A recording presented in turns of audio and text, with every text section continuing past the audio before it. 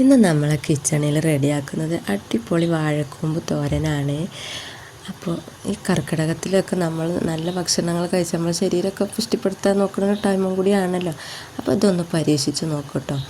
അപ്പോൾ ആവശ്യമുള്ള സാധനങ്ങൾ ഇതാ വാഴക്കൂമ്പ് റെഡിയാക്കി എടുത്തിട്ടുണ്ട്, അരിഞ്ഞ് റെഡിയാക്കി വെച്ചിട്ടുണ്ട് കേട്ടോ. പിന്നെ ആവശ്യമുള്ള തേങ്ങ എടുത്തിട്ടുണ്ട്. പിന്നെ പച്ചമുളകും അതിൽ ചേർത്ത് അരക്കാൻ വേണ്ടിയിട്ടാണ് കേട്ടോ, അരവ് റെഡിയാക്കാൻ വേണ്ടിയിട്ടാണ്. അപ്പോൾ അത് അവിടെ എടുത്ത് വെച്ചിട്ടുണ്ട്.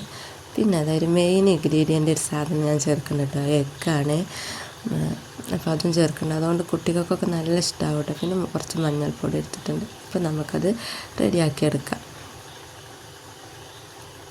പിന്നെ welcome back to my channel. നിങ്ങൾ ആദ്യമായിട്ടാണ് എൻ്റെ ചാനൽ കാണുന്നതെങ്കിൽ സബ്സ്ക്രൈബ് ചെയ്യാൻ മറക്കണ്ട. സബ്സ്ക്രൈബ് ചെയ്യുക, സപ്പോർട്ട് ചെയ്യുക കേട്ടോ.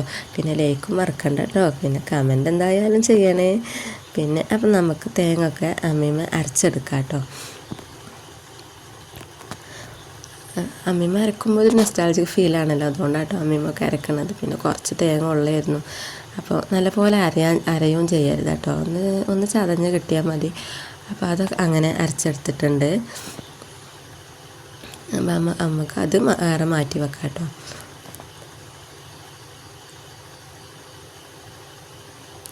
അങ്ങനെ നമ്മളെ റെഡിയാക്കാനുള്ള പാത്രമൊക്കെ അടുപ്പത്ത് വെച്ചിട്ട് വെളിച്ചെണ്ണ ഒഴിച്ച് അതിൽ കടുക് പൊട്ടിച്ചെടുക്കുന്നുണ്ട്. പിന്നെ കുറച്ച് ഉള്ളി, സവാള അരിഞ്ഞെടുത്തിട്ട് അതൊന്ന് അതിൽ വഴറ്റിയെടുക്കുന്നുണ്ട്. കറിവേപ്പിലയും ചേർത്ത് കൊടുത്തിട്ടുണ്ടോ അതിൻ്റെ കൂടെ. നിങ്ങൾ ഇങ്ങനെ എന്തായാലും ഒന്ന് ട്രൈ ചെയ്ത് നോക്കണ്ട, അടിപൊളി ടേസ്റ്റാന്ന് പറഞ്ഞാൽ അടിപൊളി, കുട്ടികൾക്കൊക്കെ എന്തായാലും ഇഷ്ടമാവും. അപ്പോൾ നമ്മൾ കുക്കറിൽ അത് അവിടെ വേവുന്നുണ്ട് കേട്ടോ, വാഴക്കൂമ്പ് അത് കുക്കറിൽ വേറെ വേവിച്ച് വെക്കുകയാണ്.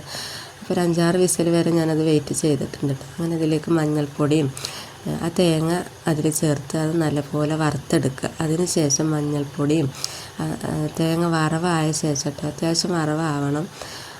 വറവായ ശേഷം അതിലേക്ക് മുട്ടയും ചേർത്ത് നല്ലപോലെ ചിക്കിയെടുക്കണം കേട്ടോ. അങ്ങനെ അത് നല്ലപോലെ വറുത്തെടുക്കണം കേട്ടോ. നല്ല വെള്ളമൊക്കെ വറ്റിയാണ്ട് അങ്ങനെ ഇതുപോലെ നല്ല ഡ്രൈ ആയി കിട്ടണം. അതിന് ശേഷം നമ്മൾ വേവിച്ച് വെച്ച വാഴക്കൂമ്പ് അതിലേക്ക് ചേർത്ത് കൊടുക്കുക കേട്ടോ. നമ്മൾ ശ്രദ്ധിക്കേണ്ട ഒരു കാര്യം, ഈ തേങ്ങയും മുട്ടയും അത് വറക്കുമ്പോൾ നല്ലപോലെ ഡ്രൈ ആയി കിട്ടണം കേട്ടോ. ഏകദേശം ഒരു 90% അത് ഡ്രൈ ആയിക്കണം, അപ്പോഴാണ് അതിന് നല്ല ടേസ്റ്റ് ഉണ്ടാവുക. അങ്ങനെ അതിലേക്ക് വാഴക്കൂമ്പും ചേർത്ത് അത് നല്ല അതിലെ വെള്ളമൊക്കെ വറ്റി നല്ലപോലെ ഡ്രൈ ആക്കി റോസ്റ്റ് ചെയ്തെടുത്താൽ അടിപൊളി ടേസ്റ്റാണ്. നിങ്ങൾ അങ്ങനെ ഒന്ന് ട്രൈ ചെയ്തേക്കണം. വാഴക്കൂമ്പ് തോരനാണെന്ന് ആരും പറയുക ഇല്ല, അത്രയും ടേസ്റ്റാണ്. കുട്ടികൾക്കൊക്കെ എന്തായാലും ഇഷ്ടപ്പെടും. അപ്പോൾ നിങ്ങൾ മസ്റ്റായിട്ട് ട്രൈ ചെയ്യണം. പിന്നെ നിങ്ങളുടെ ഫീഡ്ബാക്ക് കമൻറ്റിലൂടെ അറിയിക്കാൻ മറക്കണ്ട കേട്ടോ. അങ്ങനെ അടുത്ത ഒരു അടിപൊളി വീഡിയോ ആയിട്ട് വരുന്നത് വരെ നിങ്ങൾ വെയിറ്റ് ചെയ്യുക. പിന്നെ നിങ്ങളുടെ സപ്പോർട്ടിനൊക്കെ ഒരുപാട് നന്ദിയുണ്ട്. അപ്പോൾ ടാറ്റാ ബൈ.